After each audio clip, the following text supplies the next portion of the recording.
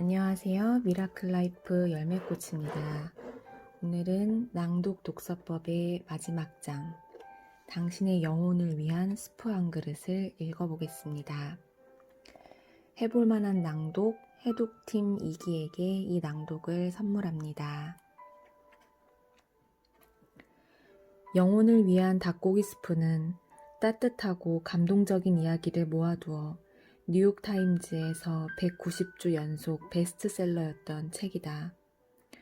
저자인 잭 캔필드와 마크 빅터 한센은 미국인들이 오래전부터 몸살 감기에 걸렸을 때 닭고기 스프를 먹는 것처럼 삶에 지쳐서 기운을 얻고 싶은 사람들을 위해 치료 음식 같은 글을 모았다.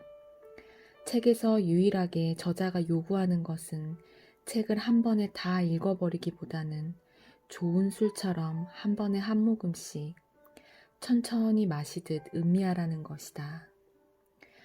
마음과 영혼에 따뜻한 생기를 불어넣어주는 이야기를 천천히 읽어나가다 보면 울고 웃으며 어느새 새롭게 도전할 수 있는 용기가 생겨난다. 오늘은 당신의 영혼을 위한 테리 돕슨의 글 다른 방식을 소개한다. 따뜻한 수프 한 그릇을 먹고 이 글을 낭독해보자. 어느 나른한 봄날 오후 전차는 덜컹거리면서 도쿄 근교를 통과하고 있었다. 내가 타고 있는 칸에는 사람이 별로 없었다. 아이를 데리고 탄 몇 명의 가정주부들과 쇼핑하러 가는 노인 몇 사람이 전부였다. 나는 차창 밖으로 스쳐 지나가는 단조로운 집들과 먼지를 뒤집어 쓴 가로수들을 구경하며 멍하니 앉아 있었다. 한 역에 도착해 승강구 문이 열리면서 돌연 이 오후의 평화로운 정적이 깨졌다. 한 술 취한 남자가 이해할 수 없는 난폭한 욕설을 퍼부으면서 전차에 올라탄 것이다. 그 남자는 비틀거리며 내가 타고 있는 전차칸 안으로 들어섰다. 막노동꾼 복장에 체구가 컸으며 대낮부터 술에 잔뜩 취해 있었다. 게다가 말할 수 없이 지저분했다. 그는 아기를 안고 있는 여자에게로 다가가더니 고함을 치면서 팔을 휘둘렀다. 아기의 엄마는 그것을 피하다가 늙은 부부의 무릎 위로 넘어졌다. 아기가 다치지 않은 것이 천만다행이었다. 공포에 질린 늙은 부부는 황급히 일어나 객차 뒤쪽으로 피신했다. 술 주정꾼이 늙은 부인을 향해 발길질을 했지만 다행히 빗나가 그녀는 허둥지둥 도망쳤다. 더욱 화가 난 술 주정꾼은 객차 중앙에 있는 금속 막대기를 잡아 뽑으려고 시도했다. 그의 한쪽 손에선 피가 흘러내리는 것이 보였다. 전차는 덜컹거리며 다시 출발하고 승객들은 공포로 얼어붙었다. 나는 분연히 자리에서 일어섰다. 당시 나는 젊었고 체격 조건이 좋았다. 벌써 20년 전이었으니까 그 무렵 나는 3년 동안 거의 하루도 빠짐없이 8시간씩 합기도 수련에 열을 올리고 있던 터였다. 업어치기와 꺾기가 내 주특기였다. 나는 스스로를 강하다고 생각했다. 문제는 나의 무술을 실전에서 시험해 본 적이 없다는 것이었다. 합기도 수련생에게는 싸움이 허용되지 않았다. 나의 스승은 기회가 있을 때마다 이렇게 강조하곤 했다. 합기도는 화합의 무예이다. 싸우려는 마음을 가진 자는 우주와의 조화를 깨는 사람이다. 만일 그대가 다른 사람을 지배하고자 시도한다면 그대는 이미 싸움에서 패배한 것이다. 우리는 싸움을 해결하는 법을 배우는 것이지 싸움을 시작하는 법을 배우는 것이 아니다. 나는 스승의 말을 귀담아 듣고 그것을 실천하기 위해 무한히 노력했다. 전차역 주변에 어슬렁거리는 풋내기 펑크족과 마주치는 것을 피하려고 일부러 먼 길을 우회해서 돌아가기도 했다. 그런 나의 인내심은 나를 더 우쭐하게 만들었다. 난 내 스스로 자신을 강하고 거룩하다고 생각했다. 그러나 내심으로는 악한 자들의 소나기에서 순진무구한 사람들을 구출해낼 합법적인 기회를 은근히 바라고 있었다. 지금이 바로 그 기회다. 나는 스스로에게 그렇게 말하면서 자리에서 당당히 일어섰다. 지금 사람들이 위험에 처해 있다. 내가 신속히 행동하지 않으면 누군가가 다칠지도 모른다. 내가 일어서는 것을 보고 그 술주정꾼은 분노의 표적을 발견한 듯 회심의 미소를 지으며 으르렁거렸다. 아, 외국놈이 덤비겠다는 건가? 일본인의 방식이 어떤가 한번 배워보고 싶단 말이지? 나는 머리 위에 있는 가죽 손잡이를 가볍게 잡으면서 그에게 혐오와 경멸의 시선을 던졌다. 난 그 비겁한 인간을 한 주먹에 박살낼 생각이었다. 하지만 그가 먼저 덤벼들도록 해야만 했다. 그래서 그의 화를 돋우기 위해 일부러 입술을 내밀어 거만한 키스를 던졌다. 그러자 그는 고함을 쳤다. 좋다, 내가 본때를 보여주지. 그는 나를 덮치려고 자세를 가다듬었다. 그때였다. 그가 몸을 날리려는 찰나 누가 어이! 하고 그를 불렀다.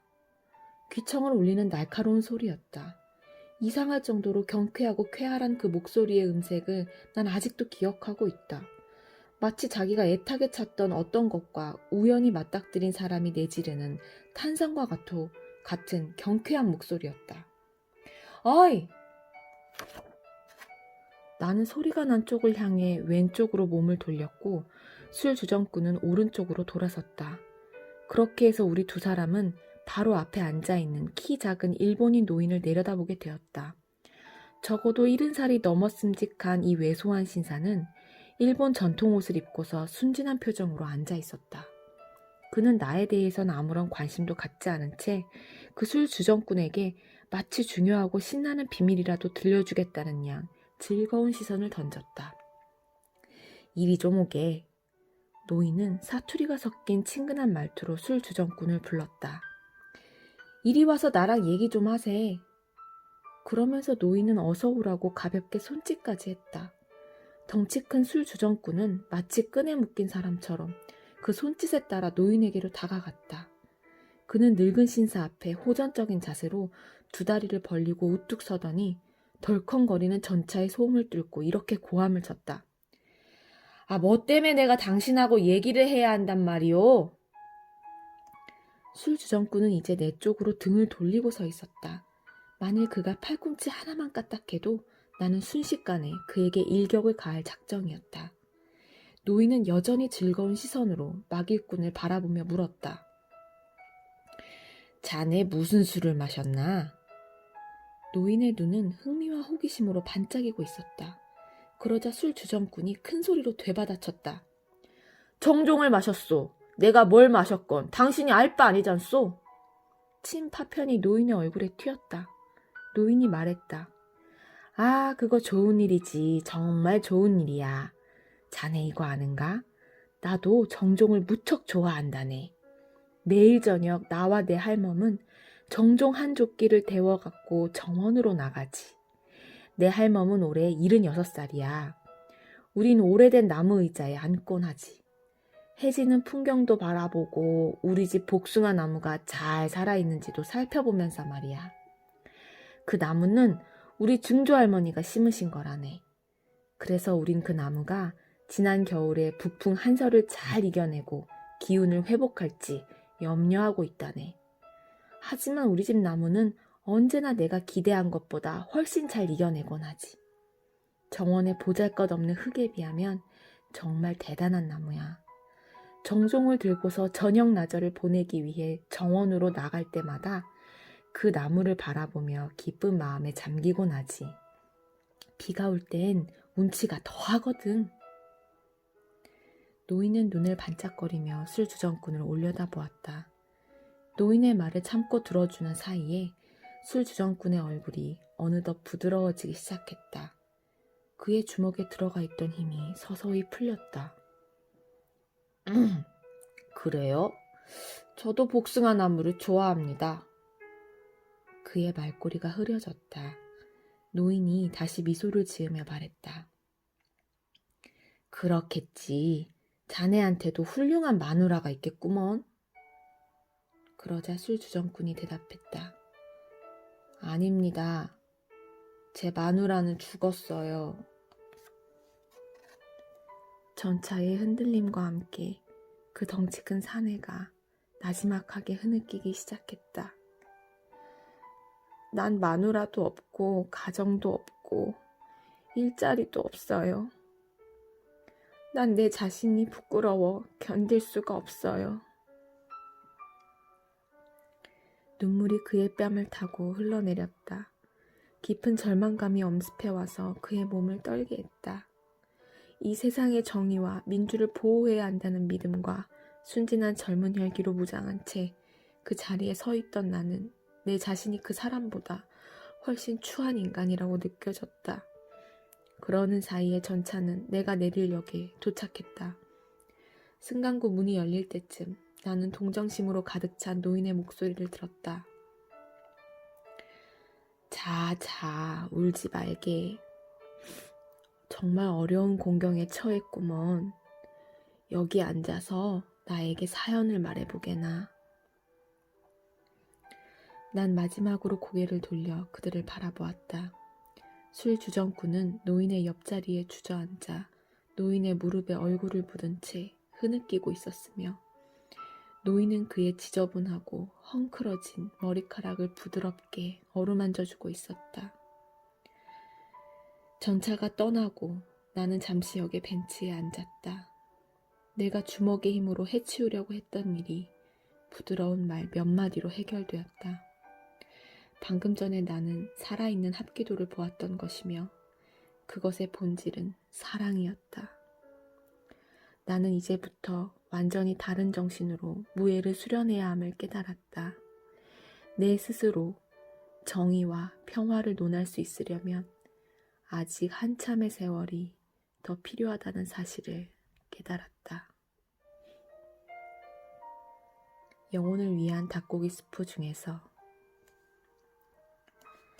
이 글을 읽으면서 낭독의 본질이 바로 합기도의 본질과도 같다고 생각했다. 합기도의 본질은 누군가와 싸우고 힘을 내세우기 위한 것이 아니라 우주 전체의 조화를 이루기 위한 것이다. 낭독의 본질은 다른 사람을 지배하려는 마음이 아니라 타인에 대한 사랑을 품는 마음이다. 소리내어 글을 읽으면서 자신의 내면을 돌아보고 아픈 곳을 치유하고 영혼을 성장시킨다. 낭독을 통해 스스로를 사랑하는 마음을 가진 사람은 타인에게 그 사랑을 전할 수 있는 힘이 생긴다. 수신제가 치국 평천하 라는 대학의 한 구절처럼 자신의 몸과 마음이 잘 닦여 빛이 나는 사람은 자연스레 그 영향을 주위에 전할 수 있다. 우리 가족, 친구뿐만 아니라 우리나라 그리고 온 세상에 영향을 미칠 수 있는 것이다. 살아있는 합기도가 타인에게 사랑을 전할 수 있는 것처럼 당신 안에 살아있는 좋은 마음은 타인에게 사랑으로 전해질 수 있다. 좋은 마음이 살아있도록 하기 위해서 우리는 늘 좋은 글을 소리내어 읽어야 한다. 내 목소리를 울리지 않은 글이 내 마음을 쉽게 울릴 수 없고 내 마음을 울리지 않은 글이 내 삶을 울릴 수 없다. 지금 이 순간 당신이 가진 모든 것을 최대한 누리기 위해서라도 소리내어 글을 읽어야 한다. 좋은 글을 낭독하는 것은 당신이 가진 모든 것을 동원하여 가장 좋은 것을 만들어내는 것이다. 당신의 맑은 목소리가 가슴을 울리고 정신을 울려서 행동으로 드러나게 만들자. 곧 당신의 목소리는 다른 사람들의 마음을 울릴 것이고 그들의 삶 또한 아름다운 울림으로 채워질 것이다.